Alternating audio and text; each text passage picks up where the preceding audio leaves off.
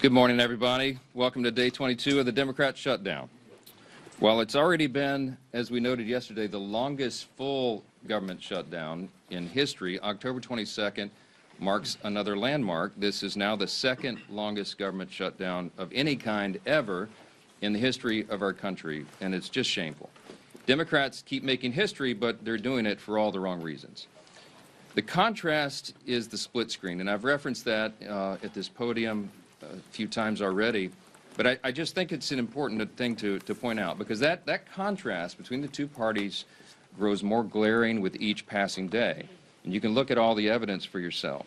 There is, of course, a literal split screen every day. You've got Republicans and Democrats out all over the airwaves, burning them up, speaking directly to the American people, but you'll note that there's a key difference between the messages of the two sides. The Republicans are all repeating the same simple truth, and that is why that message is resonating with the American people, and that's what the polling indicates. At the same time, on the other side, the Democrats are doing their very best to obscure and create distractions from that simple truth. So the reason that we find it important to come out here every day and repeat again the same simple truth is because they're trying so hard to cover that up. But there's also a figurative split screen. There's a literal one, but it's figurative as well. And I just wanted to spend a moment this morning and talk with you about that. On one side, you have the Republican Party, the party that controls the White House, the Senate, and the House. We call that unified government. It's the party that won the popular vote in every single swing state and made deep inroads with voters new to the Republican base. And we received that mandate gratefully, and we went immediately to work. So since the election in November, just in the last 9.5 months of this Congress, which began in January, Republicans have delivered incredible results for the American people. And we could stand up here and spend an hour going through just the bullet points and highlights of all that, but we put a few on the handy chart over here. But just think of what's been accomplished in the last 9.5 months. A couple of things listed here. We passed the historic Working Families Tax Cut, one of the most landmark pieces of legislation ever passed by the U.S. Congress for the benefit of the American people. We slashed taxes for hardworking Americans, geared for the lower and middle class earners who needed that assistance. We cut hundreds of billions of dollars in fraud, waste, and abuse from government. We solved the border crisis. We are working now to solve the crime crisis in major cities around America. We strengthened Medicaid. We improved health care access, and we lowered premiums with our legislation. We have restored peace through strength, thanks be to God, and we are ending wars around the globe. And we've restored common sense to a government that sorely needed it. That's part of the mandate that was given to us by the American people in the fall. And most recently, we did our jobs, and we passed a clean, nonpartisan CR to keep the government open for the people. Now look on the other side of that figurative split screen as demonstrated here. The lights are out. It's all dark. Why? Because what the Democrats have accomplished in 9.5 months is a government shutdown. A couple other things sort of related to that. You know, they have made a lot of TikTok videos. We give them credit for that. They've also assaulted law enforcement officers. One of them's on trial for that. They've openly embraced and rallied with communists and socialists, most recently across the country on Saturday. They voted to raise taxes on millions of hardworking Americans at the worst possible time. They have voted against reducing fraud, waste, and abuse in government, and they have now voted, collectively, Democrats in Congress have voted 12 times to keep the government closed down. But it doesn't stop there. The Democrat shutdown is a glaring example of just how far the Democratic Party has strayed from common sense. Remember the simple truth here. It was over a month ago now that we passed the Republicans passed the clean, short-term, continuing resolution. It's nonpartisan. No gimmicks, no tricks, no riders, no partisan Republican policy priorities added to that. It's 24 pages in length, as we've discussed so many times, and it is very, very simple. Why? Because it was a very simple good faith effort on our part to preserve our ability to keep negotiating on the full-year funding bills and, of course, the other big issues facing the American people. So we wanted to keep the lights on. But what did the Democrats do? Instead of receiving that, voting for it as they have always done in the past, they broke from history, and they rejected that. And they offered a counterproposal. Ours was a clean CR. We call theirs a dirty CR, and you all know why. Because they added $1.5 trillion in new spending that would be a mandate, including Hundreds of billions of taxpayer dollars for health care for illegal aliens. Go to page 57, section 2141 of what they filed. They want to restore funding for left-wing pet projects in foreign countries. And I've given you a list of some of the crazy things that they would include in that. $500 million for liberal news outlets like NPR and PBS on the backs of taxpayers, and the removal, remember, they wanted to eliminate the $50 billion that Republicans got signed into law by President Trump on July 4th to prop up our rural hospitals. And here's the kicker. The Democrats can't even agree on what they want right now. If you polled congressional Democrats on what it would take to reopen the government, you would not get a uniform answer. Every reporter in the room, by the way, should be asking them that question. Democrats put together this haphazard grab bag of crazy leftist policy proposals when they knew that it would not be agreed upon, and they knew that it was clear that Republicans were working to do the responsible thing and offer a clean CR to fund the government. That's our most basic job here. In their desperation now, they're trying their very best to somehow blame Republicans for the forthcoming health care crisis that they themselves created. By way of just very quick review, for the record, because they're trying to obscure this as well. Let's remember the true origins of the boondoggle that is American health care under Obamacare. Democrats wrote that bill. They passed it into law without a single Republican vote. During the COVID pandemic, Democrats created temporary Obamacare credits, again, without a single Republican vote. Democrats then voted to extend those credits. They set the expiration date on it. And then when they held the majority in the Senate, it was Democrats who chose not to extend those credits beyond this year. Now, as we approach their own self-imposed expiration date, now they are breathlessly insisting to you, and on all the interviews, that somehow it's a Republican crisis. Give me a break. The facts are the facts. We are up here saying, sharing the simple facts and truth. And as John Adams said, facts are stubborn things. Democrats are the ones who manufactured this entire situation without a single Republican vote, and now, when the chickens are coming back home to roost, they're trying to blame the other team. It is utter nonsense, and you should call them on it. That's the job of the press, and continue to do that every single time. Clearly, this is a complicated issue, this whole health care subsidy thing, and there's hundreds of different views on it, as I've explained. So Republicans cannot and will not solve it in a backroom deal. Chuck Schumer has been suggesting that 4 leaders should go into a smoke-filled back room like they used to do in the old days and create this solution. It's not a possible thing to do. It was never appropriate. It's not possible to put on a continuing resolution because it's such a complex issue. Issues of this magnitude deserve deep thought and deliberation. That's how this system works here. And as soon as Chuck Schumer reopens the government, all of our members will have an opportunity to engage in the very important discussion of how to make Obamacare affordable. But we won't engage in Democrats' hostage-taking, nor will we pay a ransom. We certainly won't engage in their unserious proposals as long as Democrats continue to act like unserious lawmakers. I'm just going to say this morning, enough is enough. And with us today with the leadership team are 2 leaders in Congress. One is Chairman Bruce Westerman of the Committee on Natural Resources. And we also have with us Congressman Mike Simpson, who's our lead appropriator for the Department of the Interior, which funds and oversees our beautiful national parks. Both are here today to share an update on how this shutdown impacts all those operations. But I'll note, as I bring Chairman Westerman up first, that when President Obama shut down the national parks, the National Mall in 2013, it was a real hardship for the American people. And the Trump administration is trying to handle this differently. They've gone to great lengths as much as they can to protect Americans' access to our national parks, while Democrats continue to hold government funding hostage. They'll have more to share on that, the experts on the subject, and I'm happy to bring them up now. Thank both these gentlemen for their hard work. I'll turn it over to Chairman Westerman. Yeah, bud. Thank you, Speaker, and good morning, everyone. First off, I want to say thank you to the thousands of federal employees across the country that are still in the field, going to work every day, oftentimes without pay, to do their jobs to steward and protect our public lands, from Park Service to Forest Service Rangers to Fish and Wildlife officers and all the other management and support staff doing their jobs in uncertain times. Thank you. Leadership starts at the top, and I commend President Trump Secretary Burgum and Secretary Rollins for the job that they've done and for their leadership in keeping our public lands open to the public. It's not always been that way during shutdowns, as the speaker mentioned. But this can't continue indefinitely. Despite all the extraordinary efforts being made, at some point, without funding, the public lands will not be accessible to the public. The longer this unnecessary shutdown lasts, the more negative consequences that we'll start to see.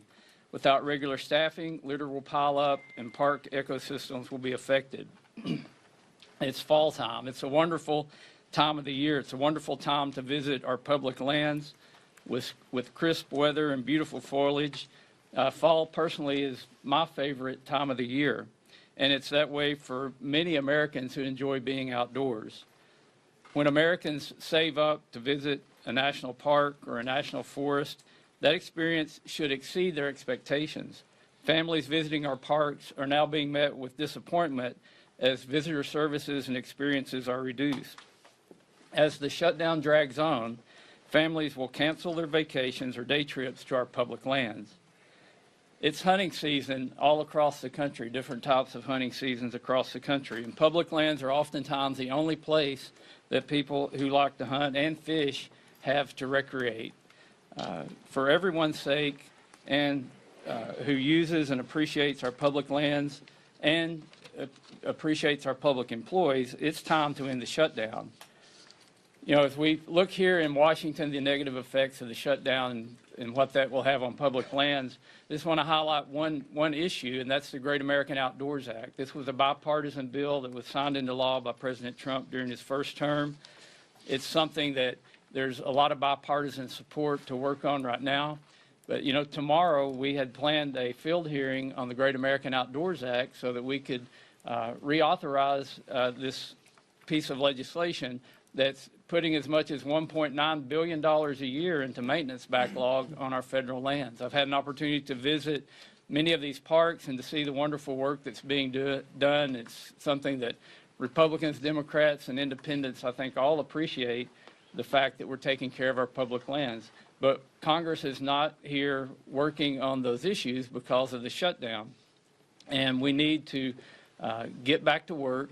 We need to start putting the American people first and putting these federal lands and giving them the place and the position that they deserve. And we simply can't do that when the government is shut down. So enough of the shutdown. Let's get it over, get people where they're paid, where they're going out and doing their jobs that they want to do, and getting America back in the position we need to be in and getting Congress back and functioning. And with that, I'll turn it over to my friend Mike Simpson from the Appropriations Committee. Thank you, Chairman. Thank you, and thanks to the leadership for inviting Chairman Westerman and I here to talk a little bit about the impact that this shutdown is having on our public lands and our national parks. I couldn't agree more with House leadership, their position on this shutdown. House Republicans, as you are well aware, did not shut the government down. We voted to open the government and not shut it down. It's the House Democrats that and the Senate Democrats that are voting to shut the government down and keep it shut. We gave them exactly what they wanted. We gave them a clean CR, no gimmicks, no policy writers, short term. There were people who wanted this to go on until January or February. They wanted a short term. That's exactly what they got. And then surprisingly, they reversed themselves and voted against it. This shutdown is causing and potentially causing even more damage for the American people.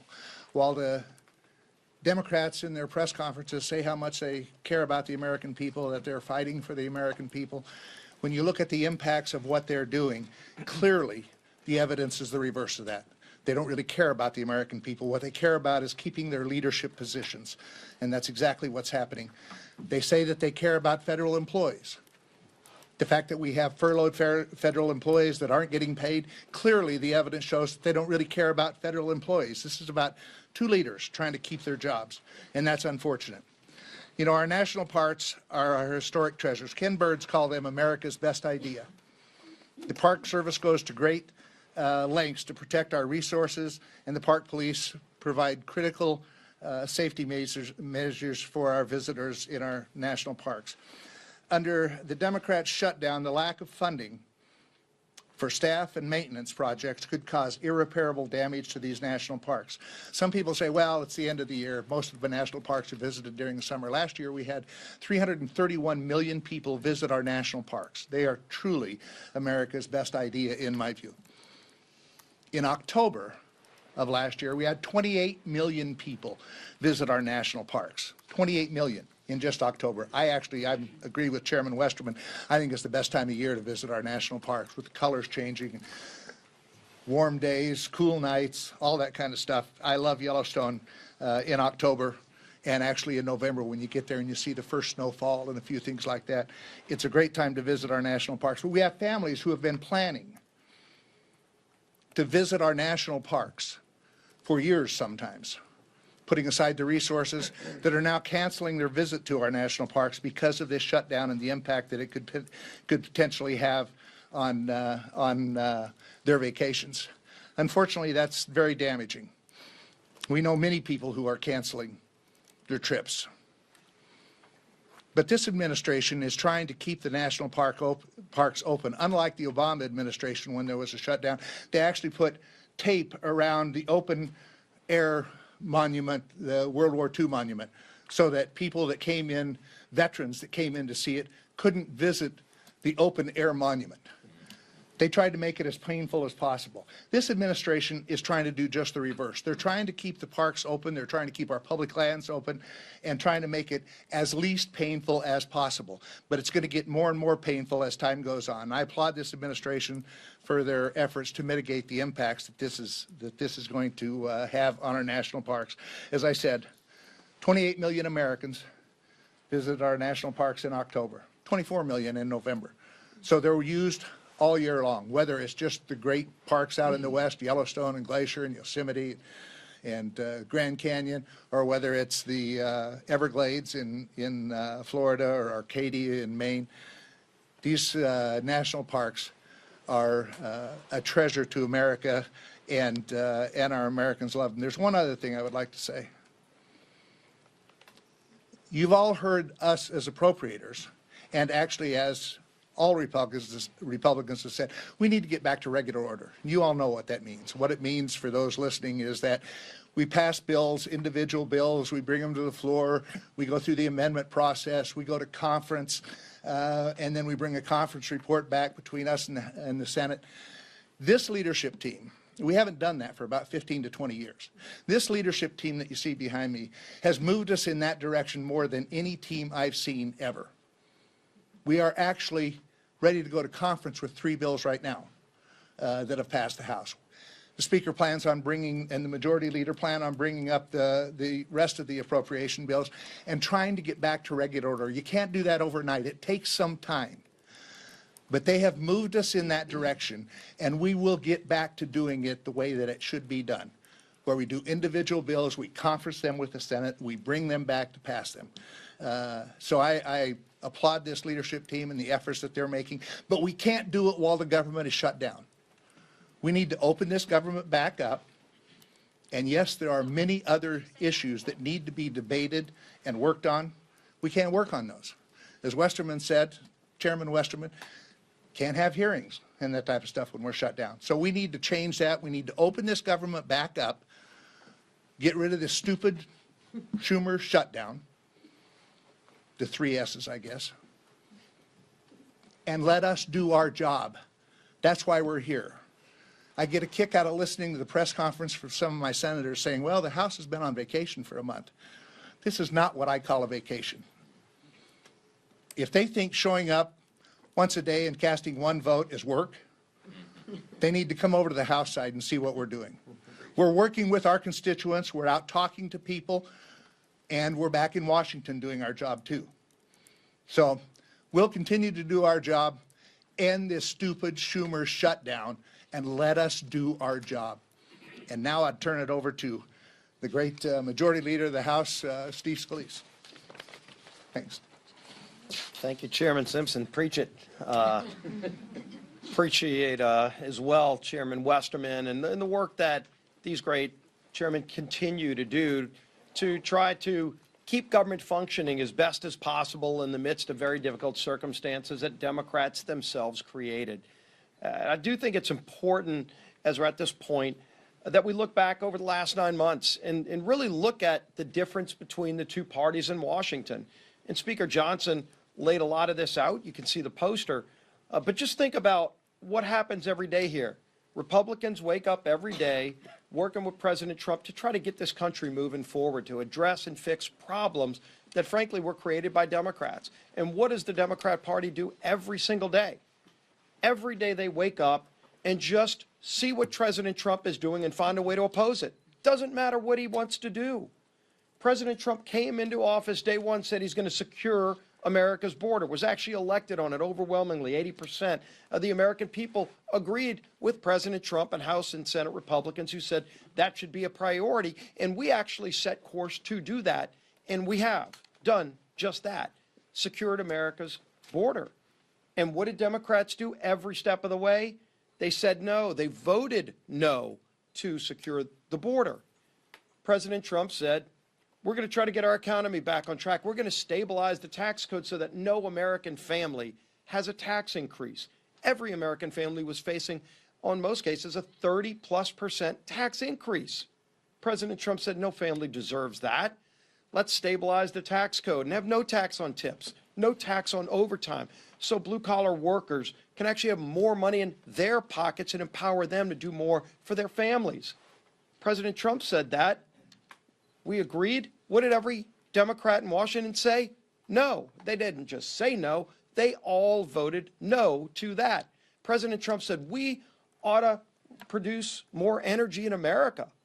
Chairman Westerman was at the heart of a lot of those policies. You actually had to change policy to do it. So Congress and President Trump worked together to lower prices at the pump. Every American family today is benefiting from those great policies because they're paying less when they fill up their car every single day. And you would think, gee whiz, that would be a good area where all people in Washington, Republicans and Democrats, come together. But because President Trump said yes, what did every Democrat say? No. Every Democrat voted no to lower your energy costs, just because President Trump said he was going to do it. President Trump also said, I'm going to do something that no president in decades had done, and that is modernize our air traffic control system. It seemed like at least once a month at some airport in America, big, medium, small, there was a near miss where an airplane almost ran into another airplane. In some cases, did tap or run into another airplane. And it was happening because our air traffic control system is still based on 1980s technology. I was actually a student of computer science and learned how to program computers in the 1980s when we had floppy drive disks. You have to Google what that is today because we don't even have them anymore, except where? At all of our major airports across America. LaGuardia running on floppy disks from the 1980s. And President Trump said, we ought to do something about that. We ought to fix it. How about we modernize our air traffic control system? Now, this isn't a new idea. You would say, well, gee whiz, why wasn't that done in the 90s, in the 2000s? For goodness sake, the computing technology on this iPhone is more modern and capability and competently technologically advanced than what a lot of our air traffic control systems are using, except it costs money. It costs billions of dollars. And so previous presidents, Republican and Democrat alike, just didn't have the time or the priority to find the money to go modernize that system. And so some days flights across America would get canceled. It was happening over and over again, at least once a month, anywhere in America, disrupting the lives of American families who just kind of figured, I guess that's just the way it is because government's in charge. Well, Donald Trump said, all right, we're going to change things because that's what Donald Trump does. He finds a problem and he works to fix them. And again, you would think everybody would come together and say yes, except because Donald Trump said it, every Democrat had to say no. And in fact, when we put it in the bill, every Democrat voted no against modernizing our air traffic control system, just because it was Donald Trump's idea. This is a sick and twisted and lost, rudderless ship of a political party. That's who we're dealing with. When the press asks, gee whiz, is there something else you can offer these folks in a negotiation to try to get this off a ramp and find a better way to get the government open. The speaker's told you over and over again, there's something we can negotiate with, but when the party is so rudderless and morally bankrupt that just because President Trump has an idea, the Democrat Party's visceral reaction is just to say no. Right now, he's actually renovating the White House, building a new ballroom.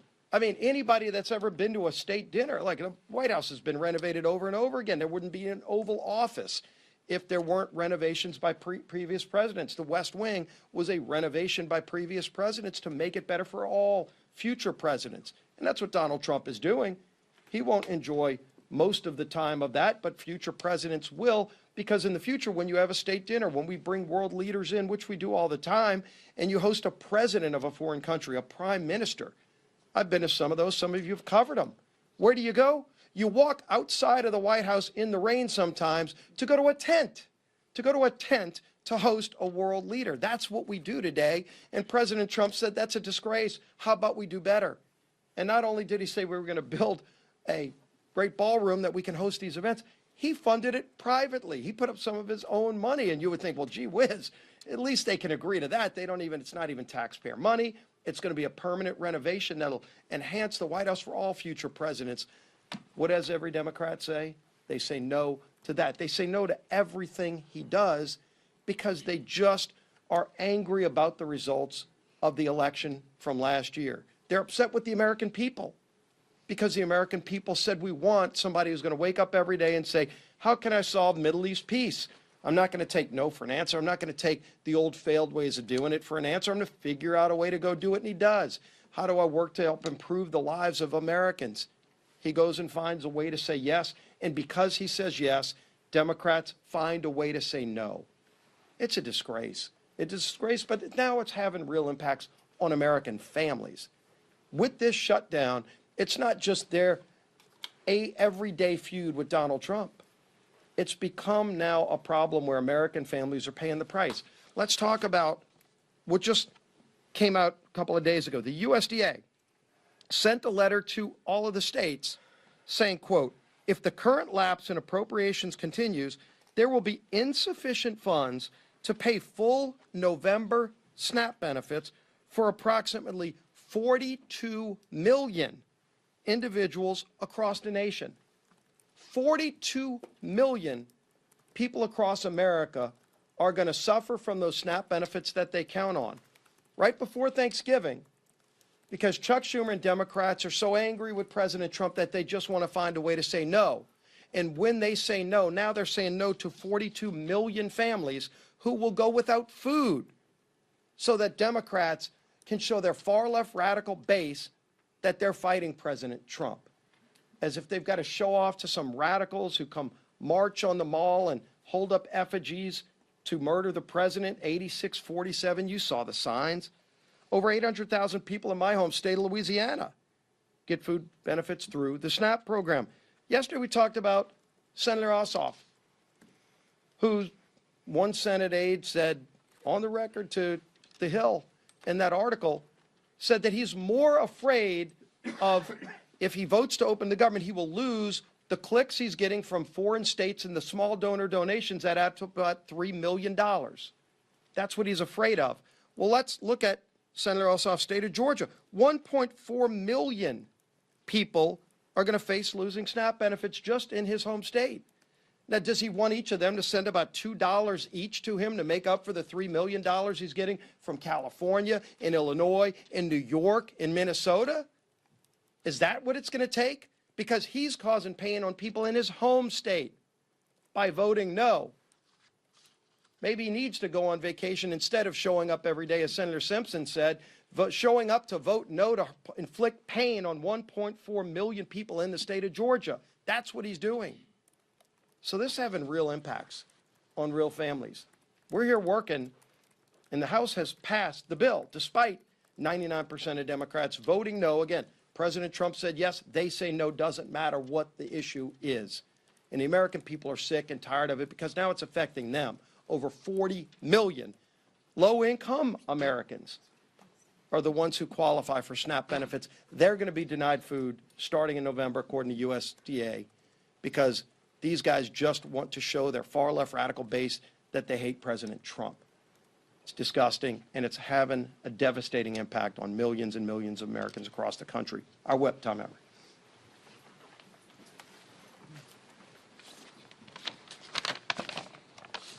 Well, Democrats have voted 12 times to shut the government down. 12 times. And now they're refusing to support legislation that would help alleviate some of the pain they've inflicted on the American people as a result. Earlier this week, the minority leader in the House said he opposes legislation that would pay our troops and essential federal workers during the Democrat shutdown. This includes Border Patrol agents, air traffic controllers, TSA agents, and more.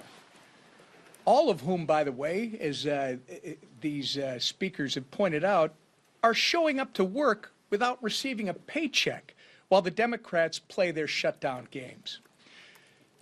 Some would say the soon-to-be former House Democrat leader went so far as to call this legislation, quote, a political ploy.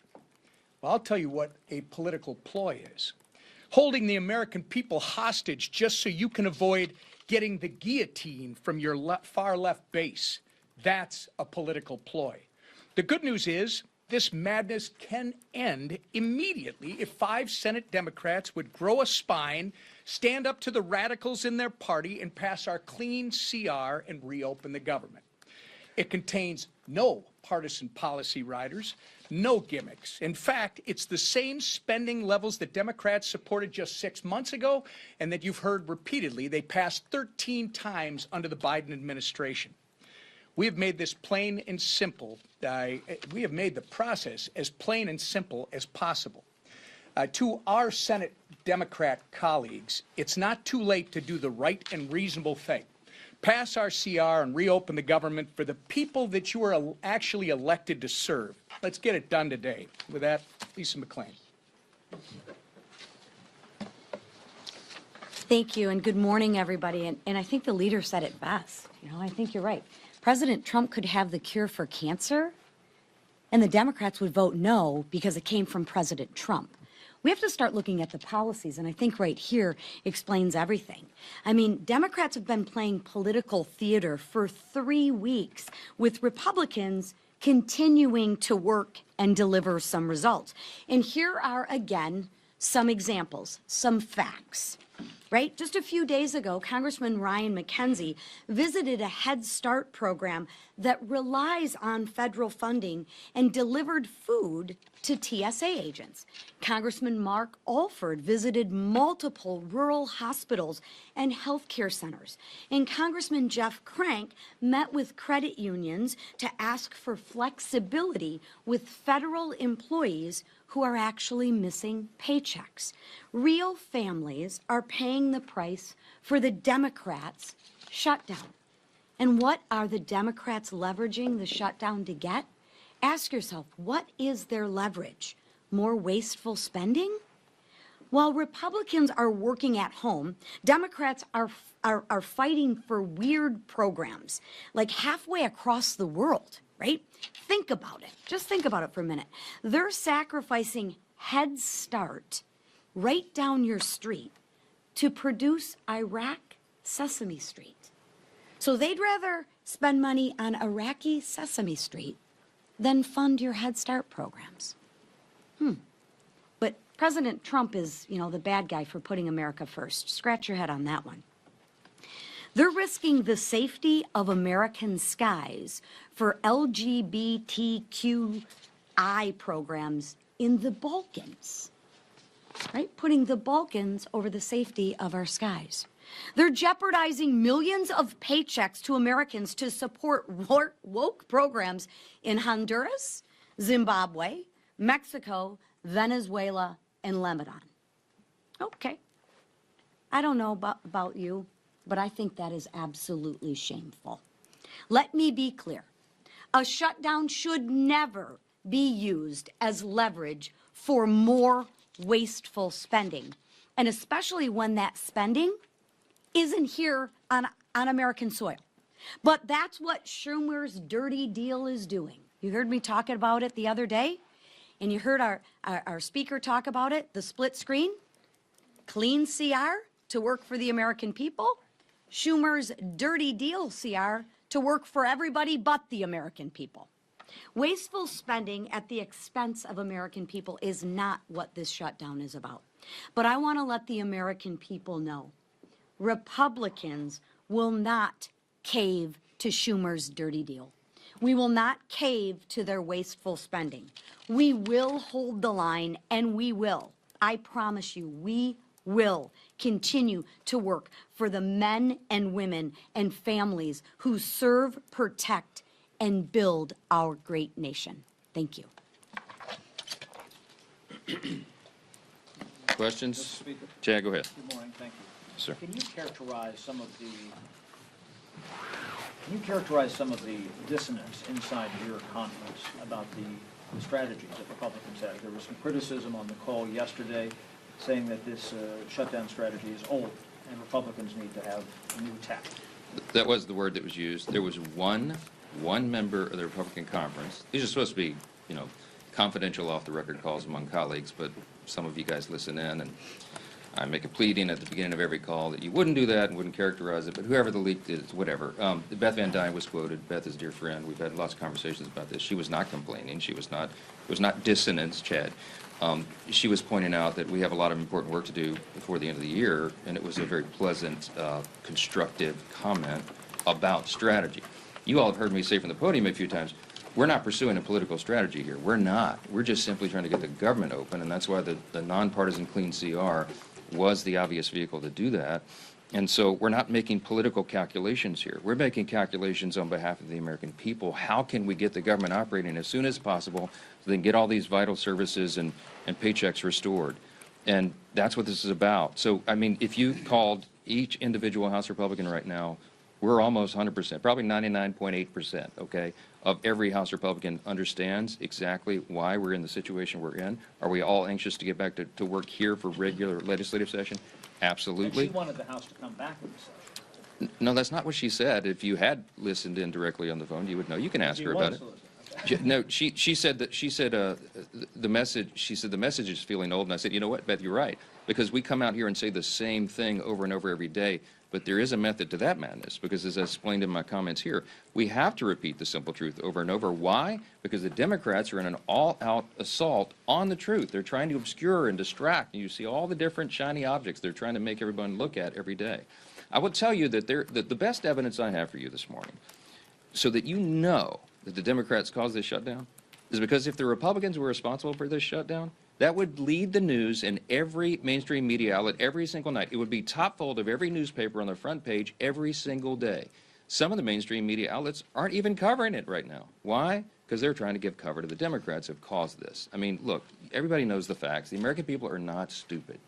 And we're in here every day appealing to their common sense and relaying the facts. And thankfully, those facts are saturating. Mr. Yes. Speaker, Yes. just, I do want to point out that this shutdown's led the Today Show for about the last 2 weeks. Oh, good. Thank you for that. Okay. Thank you, Today Show. Thank you. Make sure you're clear about that. Thank Secondarily, some of your Republican colleagues have raised concerns about the Trump administration opening up the market to Argentinian beef farmers, saying that it could prioritize them over American beef farmers. What do you say to your Republican colleagues about that move by the administration, and what are you doing as a Republican Congress to help American farmers, beef farmers in particular? Well, we're doing a lot of work. We had some discussion on that yesterday, and I don't know the latest developments, but I can tell you there have been some over the last 24 hours. Harriet Hageman is one of the members of Congress from Wyoming, and she has lots of cattle ranchers and was articulating some of their thoughts and ideas, and she was connected to USTR and to the White House.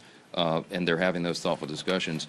The White House doesn't want any unintended consequences. What they're trying to do is improve the lives of everyday Americans, make our economy work again, and make sure that we are treated fairly by trading partners around the world. And there's lots of complications and a lot of moving parts when you're talking about trade agreements, renegotiating old trade agreements between, over 100 nations all at once. But they've done an extraordinary job, and they're working to fine-tune all those details, and you'd have to direct specific questions about it to the White House, because I don't really know. Yes, ma'am.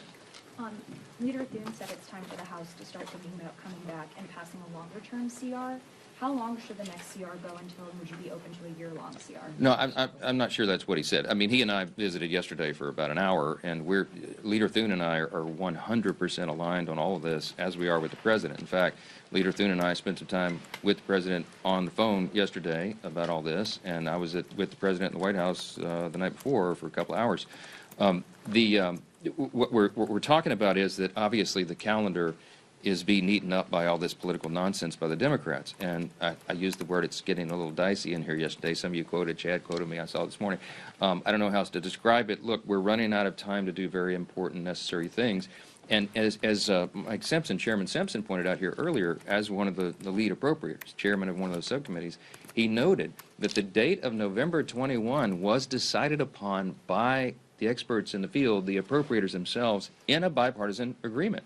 They agreed they needed 7 more weeks. Some people, as Chairman Simpson noted, some people wanted the CR to go all the way into the middle of next year, and there was all sorts of varying opinions. But the Republicans and Democrats on the Appropriations Committee came together and agreed on that appropriate date, but it was calculated to allow enough time to finish the job. I think all of them, when they decided upon that date, were in good faith, and they said, and the Democrats said to us, please make it clean.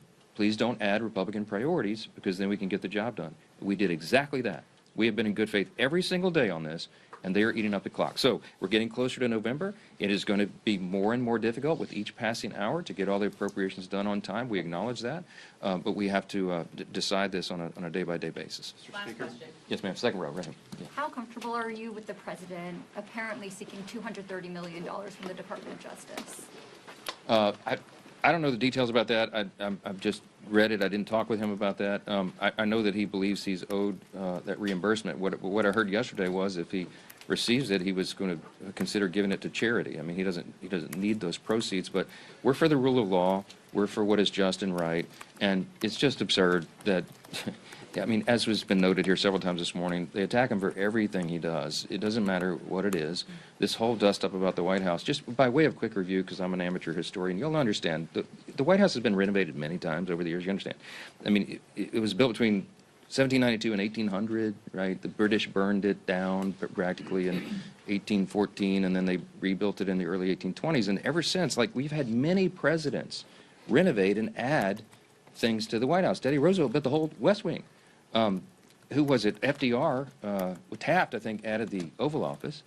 FDR made additions. I mean, Truman put ripped everything up to put a bowling alley in. FDR had added the swimming pool, I think. Barack Obama added a basketball court. President Trump's going to add the greatest improvement to the White House in the history of the building since it was originally constructed in 1800. The ballroom is going to be glorious. It's going to be used for everybody. And by the way, hey, Democrats, if you win the White House back, you get to use it too. This is for the American people, and he's using private funds to do it. How in the world could they oppose that? The only logical reason is because they have Trump derangement syndrome, and that's what explains a lot of this. 2 things. They want to oppose the president, and Chuck Schumer and Hakeem Jeffries are scared that they're going to lose their jobs. We all know that. I've said it over and over. It is an objective fact, and you can see it themselves. I wish that you guys would chase them down and call them up and ask them what it is they're demanding. This madness in the counterproposal, what I told you about, is the offer still on the table? They can't even articulate what they want. You know why? Because this was never about a solution on health care or anything else. This was about a spectacle. It was about a political distraction, and it was so that they could show a fight to the Marxist left in the Democratic Party. Look at the split screen. I'll leave you with that. Thanks so much. Fact check, Brian Nobles. I was watching this. The fact that I have